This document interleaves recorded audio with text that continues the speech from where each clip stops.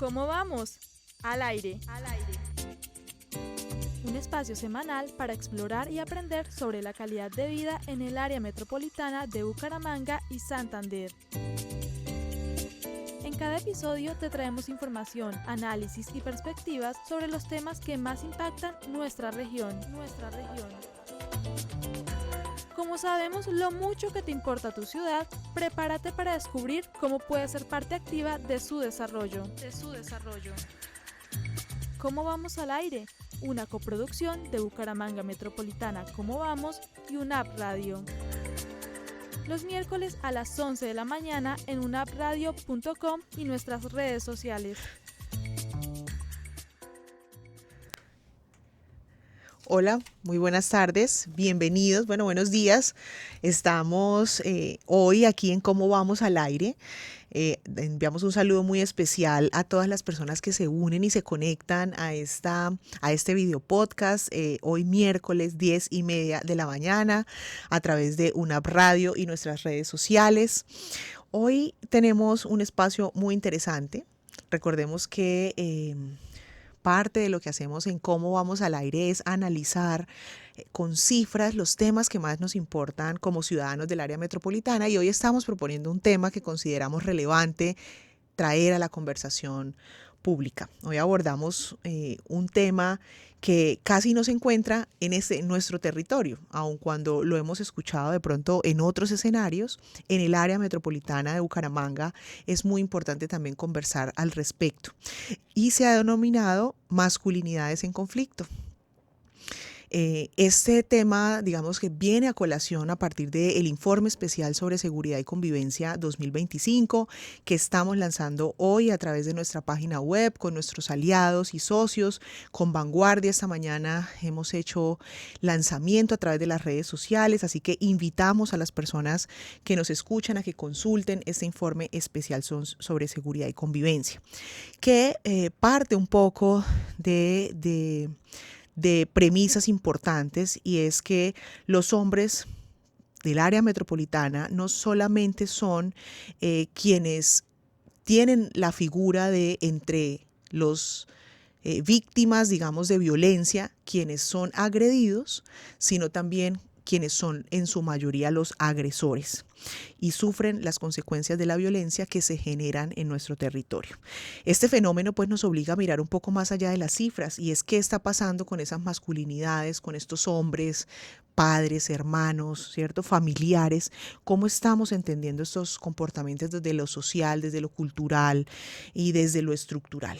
Para tener esta conversación hemos invitado a una persona muy especial, siempre muy cercana al programa. Hoy nos acompaña Germán Cortés. Él es psicólogo, especialista en evaluación educativa, magíster en sociología y doctor en estudios sociales.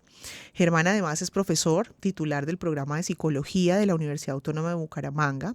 Es miembro del Comité de Género de la UNAP, del Nodo de Psicología Política y de Psicología Social Crítica, y del Grupo de Trabajo de Claxo en Epistemologías decoloniales, Territorialidades y Cultura. Tiene más de 20 años de experiencia en docencia, en investigación en trabajo comunitario. Germán, muchas gracias nuevamente por esta conversación, por estar aquí acompañándonos. Bienvenido.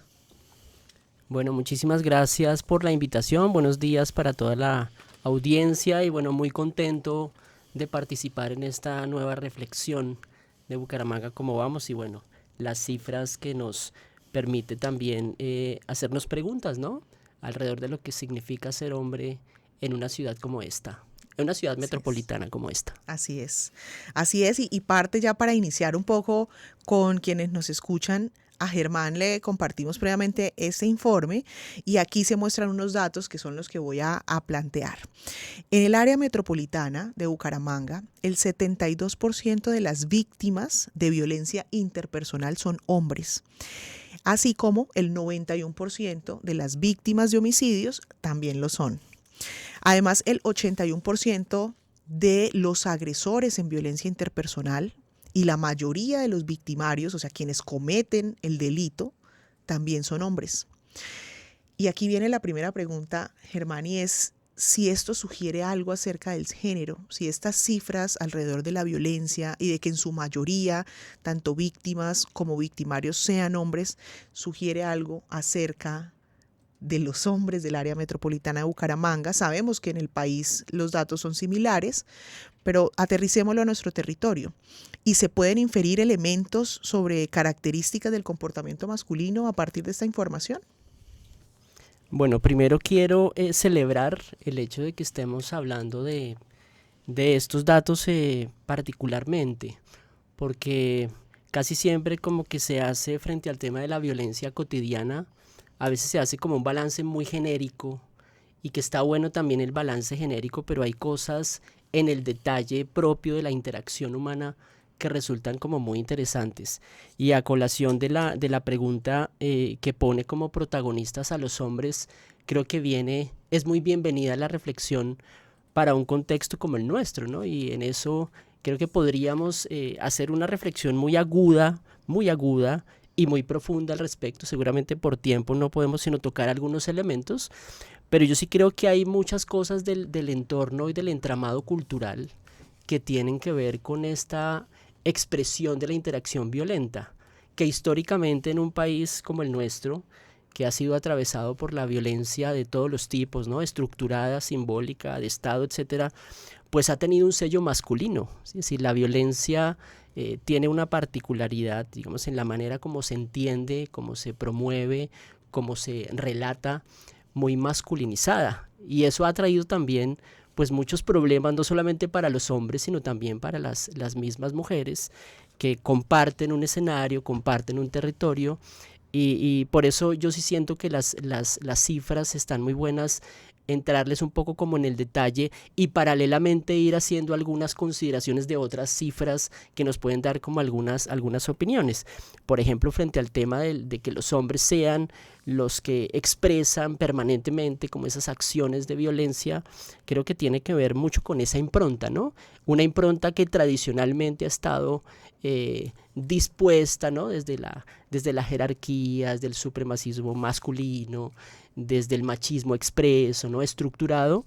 Eso hace que la cotidianidad pues también sea muy masculinizada, incluyendo las formas como la gente interactúa.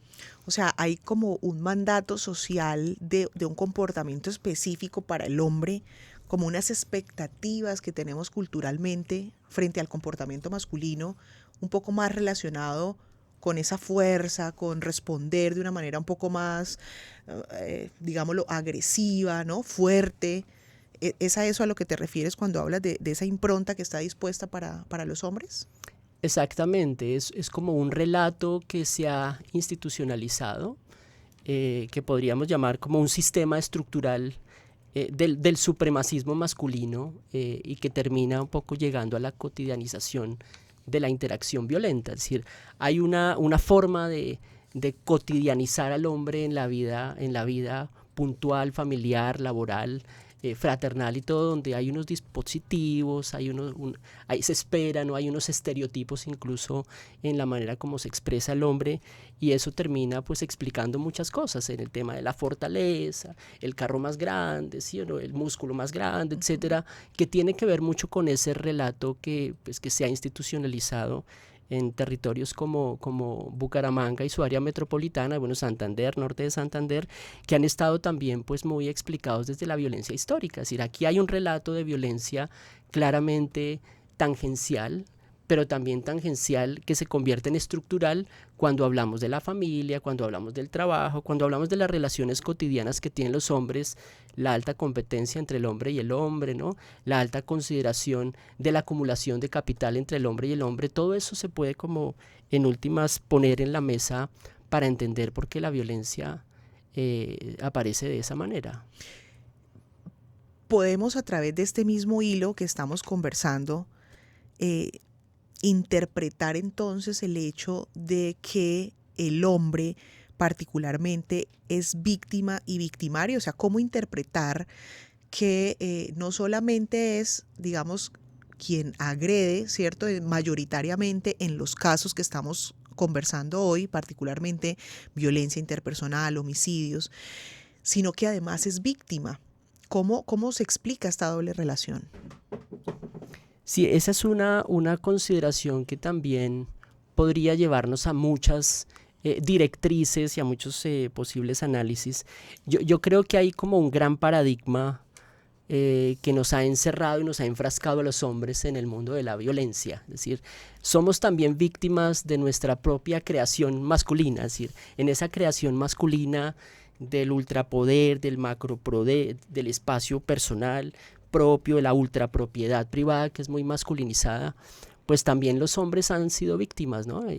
Rita Segato, una gran digamos, filósofa de las teorías de género, cuando habla del patriarcado, habla también que los hombres han sido víctimas del mismo patriarcado y que somos también víctimas porque a nosotros se nos ha impuesto esa necesidad siempre de tener el poder y de asumir ciertas vocaciones drásticas, tensionantes, no solamente para con los hombres, sino también para con las mujeres, incluso para con aquellas identidades de género que no corresponden a la línea de poder masculina. Entonces creo que hay como muchos elementos para la evaluación y que en una ciudad como la nuestra son absolutamente dicientes, manifiestos en cualquiera de las condiciones propias donde el hombre se establece, ¿no? En una fiesta, ¿no? Lo podemos ver en el tráfico, que esa es una discusión que hemos tenido en Bucaramanga, ¿cómo vamos, no? El que tiene el carro más grande, entonces tiene aparentemente, institucionalmente, como cierta priorización respecto al uso vial, con todo lo que eso implica, y bueno, hay toda una discusión ya frente al tema del armamentismo en la vida cotidiana, y todo eso son como elementos, pequeños dispositivos que sumados pues nos hablan de una tipología de hombre, ¿no? Ese hombre que tiene necesariamente que mantener un control territorial, y es la clásica versión, ¿no? Del hombre proveedor, pero que tiene bajo control absolutamente todas las condiciones en donde se encuentra. Entonces creo que eso también hace parte de nuestra reflexión. De acuerdo. Aquí hay algo muy importante que señalas, Germán, y es un poco, y voy a decirlo en el término coloquial, y es ser víctimas de nuestro propio invento, ¿no? Cuando hay unas expectativas, pues quien no las cumple también es víctima de esas propias expectativas que se están generando frente a un comportamiento muy concreto. Hay además, y no podemos aislarlo, y desde el inicio lo decía, hay un contexto territorial específico en el área metropolitana de Bucaramanga. Seguramente compartiremos características con otros territorios del país, pero hay otras que nos hacen particulares. Desde tu perspectiva, ¿influye el contexto territorial, económico y cultural en estas dinámicas de violencia masculina? Absolutamente, ¿sí? Yo creo que aquí hay una construcción de un sujeto varonil que tiene características, ¿no? Que tiene unas improntas, ¿no? Hay que ser muy, muy justos también y muy cuidadosos con el análisis situacional de lo que es un hombre o ha sido un hombre en este territorio, ¿no? Uh-huh. Este ha sido un territorio atravesado por la violencia históricamente. Entonces no solamente eso ha impactado una cantidad de circunstancias en la historia del mismo territorio, sino que le ha puesto un rol, un estigma, un estereotipo y una cantidad de valores adjuntos a ese hombre para sobrevivir. Y dentro de ese sobrevivir pues hay una cantidad de expresiones, actitudes, estéticas que lo acompañan y que pues finalmente en la vida cotidiana terminan haciendo parte, ¿no? De esas interacciones violentas en donde, repito, si bien hay una condición de hombre víctima, yo sí podría decir que las mujeres también están siendo víctimas de ese hombre que finalmente tiene como ese aparente control sobre el territorio.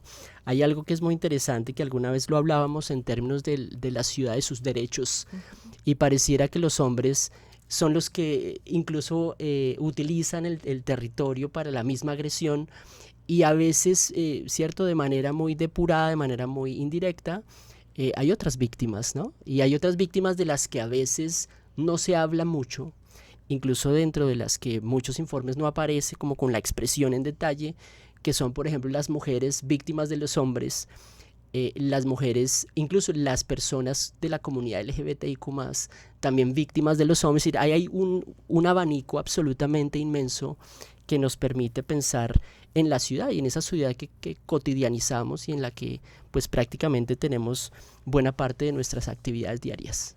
De acuerdo. Hay un dato específico que tiene que ver precisamente con este sufrimiento o con este rol un poco de el hombre también como víctima de muchas de estas condiciones y expectativas que no está en el informe de seguridad y convivencia especial que lanzamos hoy, pero sí está en el visor de datos de Bucaramanga Metropolitana Cómo Vamos. Invito a quienes están hoy conectados a consultar la información que allí está en www.bucaramangacomovamos.org. Allí hay un indicador que tiene que ver con suicidios y lo que vemos en el último año es que no solamente los suicidios aumentaron, sino que el 88% de este total de suicidios que se presentaron en el área metropolitana fueron hombres. Hubo en dato concreto 57 personas que desafortunadamente se suicidaron y 50 de ellos eran hombres. Si miramos de forma conjunta estos datos, pues parece evidente que hay algo estructural, ¿cierto? Que no se está abordando, de pronto, como tú lo mencionabas al inicio, se ve desde una perspectiva más punitiva, ¿cierto? Más de cómo podemos enfrentar la violencia, pero se está perdiendo una perspectiva muy importante y es la del género.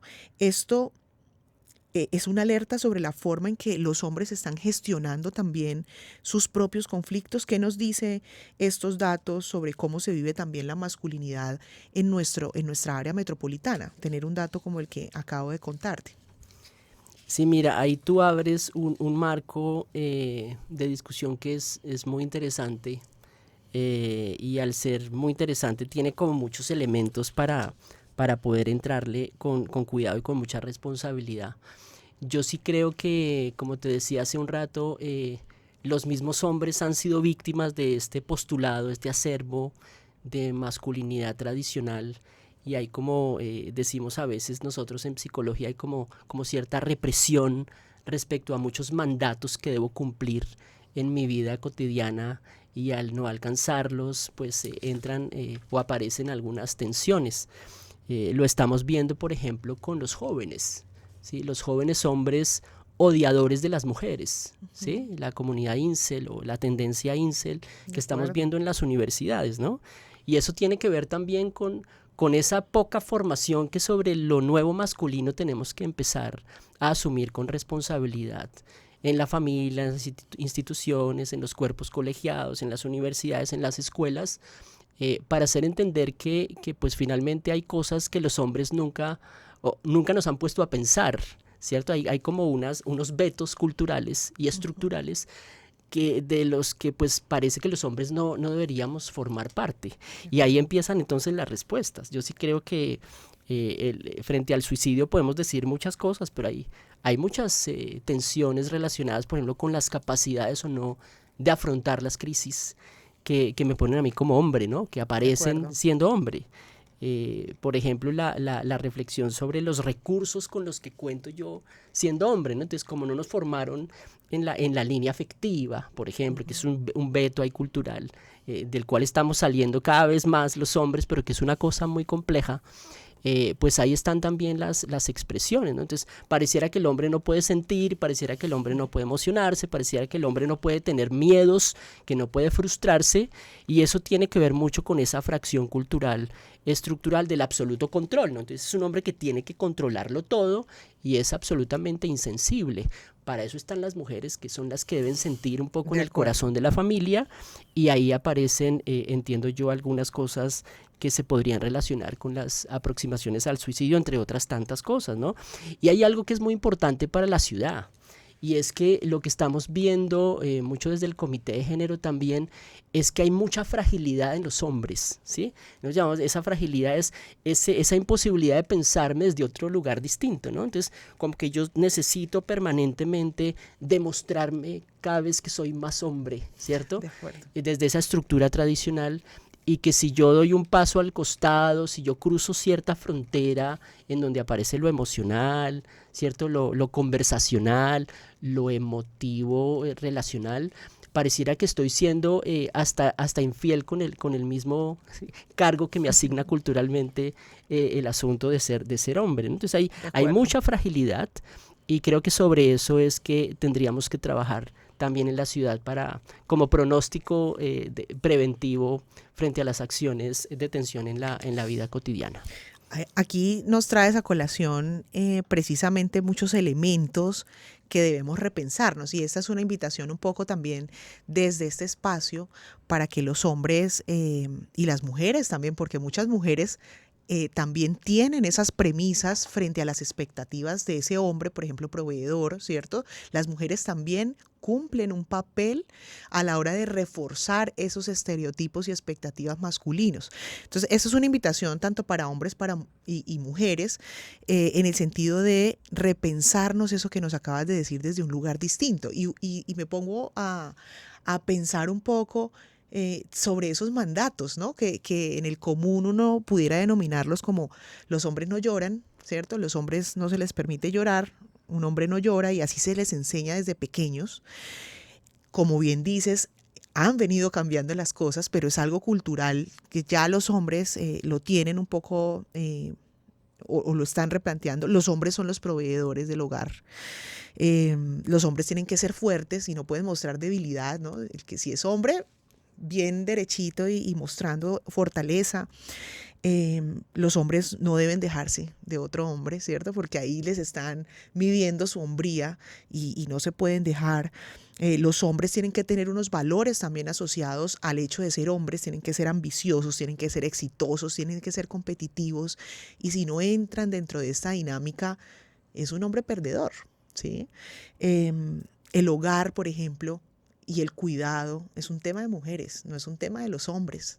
Entonces hay unas creencias que todavía están arraigadas y que, aunque se están replanteando, implican también a las mujeres en este cambio cultural, y eso me parece que es muy valioso y que es parte de las conversaciones que necesitamos dar abiertamente y que los hombres deben permitirse precisamente para pensarse y actuar desde un punto distinto, y si no están, digamos, cumpliendo esas expectativas, puedan no sentir que están fallando en algo, ¿no? En medio de su masculinidad y su hombría. ¿Qué piensas de eso? Pues creo que ese es el desafío del momento. Es decir, estamos en un momento histórico para repensarnos también como hombres, que no se nos haga raro pensar en nosotros mismos también desde lo abiertamente afectivo, desde lo que es abiertamente emocional, ¿no? Es un momento en el que están como reconfigurándose muchas cosas en la vida societal, y eso también nos compromete como hombres, ¿no?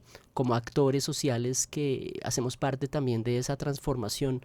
Yo sí creo que el cuidado como una gran premisa cultural y una de las grandes banderas para mí societalmente en este momento histórico tiene que permitirle a los hombres también repensarse, ¿no? Y eso no solamente tiene que ver con la crianza, para poner un ejemplo, tiene que ver con otras acciones que son propiamente del cuidado, que se salen un poco de esa línea tradicional en donde el cuidado solamente es proveer un capital para el sostenimiento de un proyecto vital, de una familia, de una empresa, sino que eso también nos compromete, por ejemplo, con acciones colaborativas, cómo entendemos al otro, cómo entendemos la vida colectiva, en donde quizás hay otras formas estéticas, en donde hay quizás otros cuerpos. Creo que hay una discusión súper bonita, súper amplia, súper rigurosa frente al cuerpo del hombre, ¿no? Entonces el cuerpo del hombre tiene que ser siempre bajo unos criterios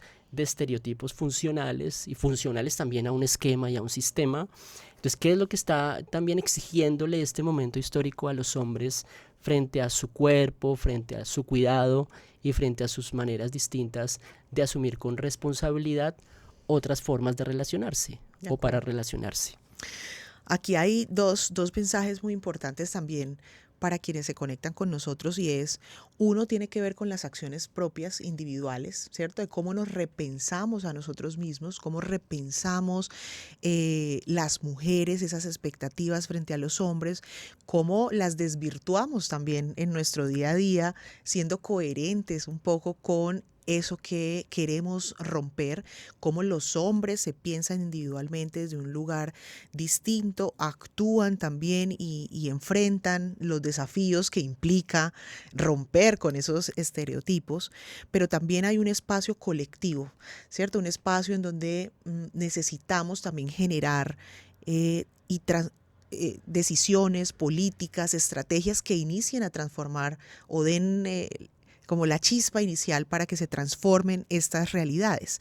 Desde tu experiencia, Germán, en espacios académicos, en espacios comunitarios, como doctor en estos temas, además te preguntaría, ¿por dónde empezamos? ¿Por dónde empezamos? Porque actores múltiples se encuentran, ¿no? Hablaste del hogar, seguramente las universidades. El sector privado también tiene una responsabilidad. A veces nos olvidamos de que el sector privado tiene una responsabilidad muy importante en ofrecer, en abrir espacios, en que las personas dentro de su comunidad reflexionen, escuchen, aprendan. ¿Por dónde empezamos a transformar estas realidades?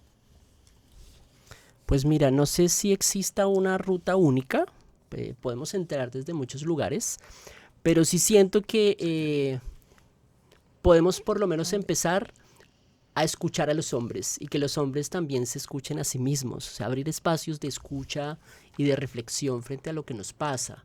Pareciera que hay como cierta cohibición, cierto rechazo, cierta inhibición frente a eso, y también necesitamos hablar entre nosotros de los miedos, de las tensiones, de las frustraciones, de los fracasos, y ese creo que es un buen primer paso, y de ahí creo que hay que trabajar nuevas masculinidades. Definitivamente las universidades, las familias, las comunidades, las empresas, el mayor número de expresiones de acoso y de violencia contra las mujeres está hoy en las empresas, y eso hay que decirlo, no hay que ponerlo en saco roto, hay que reflexionar frente a esa manera como estamos gestionando también las organizaciones desde esa versión tradicional del ser hombre, y que implicaría, por ejemplo, una empresa en función de una nueva masculinidad. Y creo que ahí hay muchas cosas como para empezar a tejer, y que seguramente una ciudad como la nuestra pues vería por lo menos con buenos indicadores en el futuro nuevas prácticas desde nuevas masculinidades.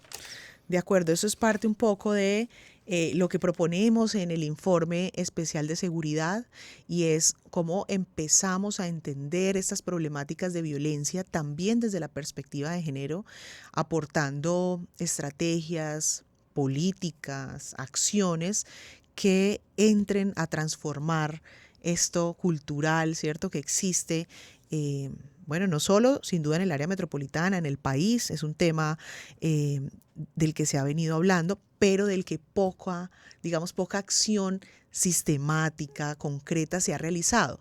En materia de género se hacen, políticas y estrategias en favor de las mujeres, en tanto son víctimas, por ejemplo, de violencia de pareja, del acoso sexual que se encuentra en las empresas, de temas, por ejemplo, como la violencia sexual, no solamente acoso, sino ya violaciones, ¿cierto? Niñas embarazadas que se les coartan sus derechos a los 10, 11, 12 y 13 años. Es decir, hay un conjunto, hay una mayor conciencia frente a esta problemática, afortunadamente hoy en día, para que las mujeres logremos cerrar muchas brechas que tenemos aún para lograr esa equidad. Y muy pocas acciones a la hora de plantear estrategias cuando los hombres son también víctimas y agresores. Casi que no se ve desde esa perspectiva, ¿no?, las políticas o las acciones. ¿Será que nos está pasando algo que no estamos viendo a nivel público? Sí, y sabes que esa sí es una mirada muy personal y seguramente uno lo puede discutir, pero yo siento que son dos cosas que pueden entrar en el mismo paquete, es decir, sin duda. No es pensar, no es pensar en las mujeres, okay, sino es pensar en la estructura. Hay una estructura societal con unos mandatos fijos, ¿no?, que han puesto a esta violencia cotidiana pues en el visor.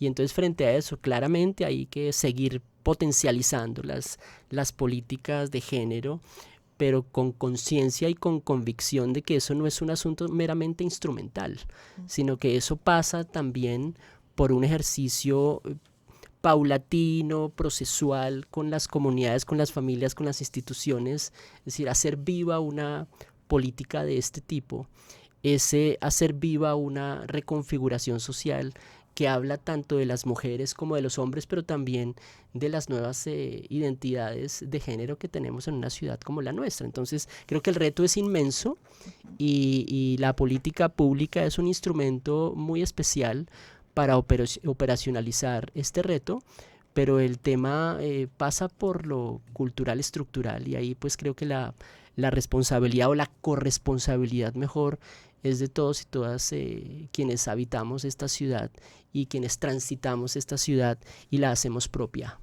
De acuerdo, Germán. Parte un poco, y lo hablábamos en otros espacios, es cómo también empezamos a abrazar valores que nos permiten apropiar la diversidad, ¿no? Entender que no hay una sola forma de vivir el ser masculino o el ser femenino, sino que hay tantas como personas sabemos, y entenderlo y abrazar esa diversidad y aceptarla y vivirla de una manera pacífica, amorosa, cercana, es parte de esos compromisos que deberíamos tener como ciudadanos para poder convivir en un ambiente más pacífico. Sí, definitivamente. Y bueno, ahí el espectro es amplísimo y en eso estamos trabajando permanentemente como no solamente para hacer visible el asunto, sino para que el asunto, además de que se vea, pues forme parte de la vida propia nuestra en la ciudad. Y bueno, las comunidades no binarias también están en la ciudad y tienen sus espacios y hay también unas violencias contra ellas y contra ellos. Entonces creo que este tema es un tema que nos atraviesa y por eso siento que el hablar de la cifra es muy importante cuando nos atraviesa la cifra. Como que el cuerpo también hace presencia cuando se está hablando de estos temas y yo creo que entre más personas sientan que es un tema que transita su corporalidad también, pues será mucho más fácil hacer esa transformación cultural de la que hablamos. Bueno, Germán, muchas gracias por esa claridad, por la invitación a repensarnos desde otros espacios. Como mensaje importante quiero señalar que no solo nos quedan estas cifras, sino la invitación al diálogo profundo, al diálogo permanente, al diálogo sistemático entre nosotros, con nuestras familias, con nuestros hijos, esposos, hermanos, ¿cierto? No es un tema aislado del que hablan algunas personas por allá en la academia o en un video podcast, sino que es algo que nos toca en el día a día.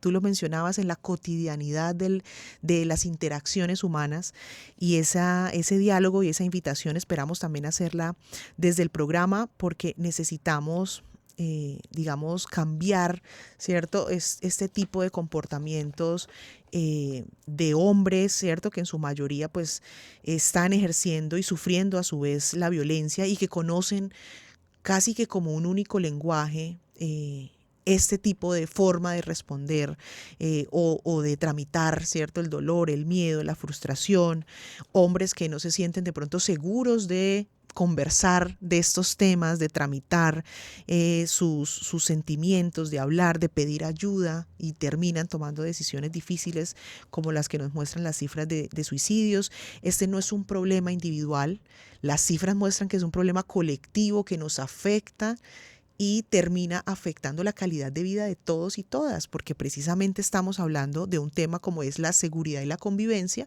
que termina afectando esa sensación de vivir tranquilos y en paz en un territorio. Así que requiere transformar cómo nos educamos, cómo escuchamos, cómo acompañamos y cómo pensamos las políticas desde el cuidado y no solo desde la represión.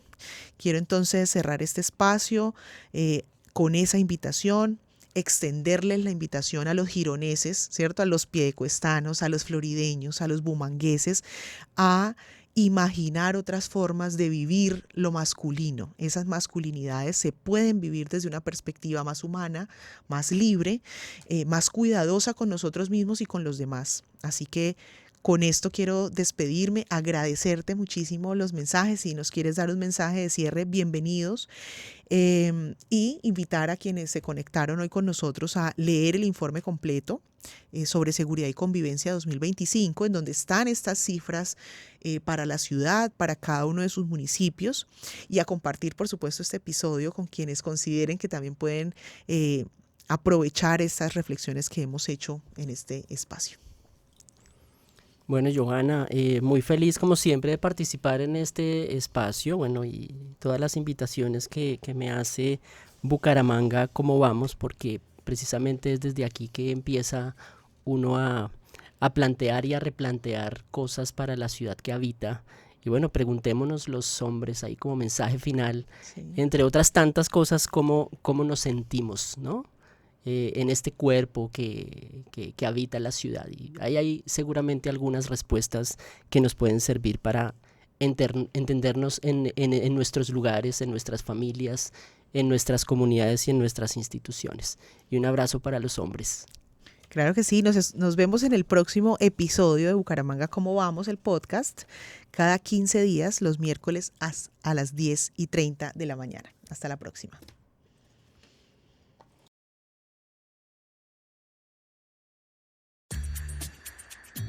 ¿Cómo vamos? Al aire. Un espacio semanal para explorar y aprender sobre la calidad de vida en el área metropolitana de Bucaramanga y Santander. En cada episodio te traemos información, análisis y perspectivas sobre los temas que más impactan nuestra región. Como sabemos lo mucho que te importa tu ciudad, prepárate para descubrir cómo puedes ser parte activa de su desarrollo. ¿Cómo vamos al aire? Una coproducción de Bucaramanga Metropolitana ¿Cómo vamos? Y UNAP Radio. Los miércoles a las 11 de la mañana en unapradio.com y nuestras redes sociales.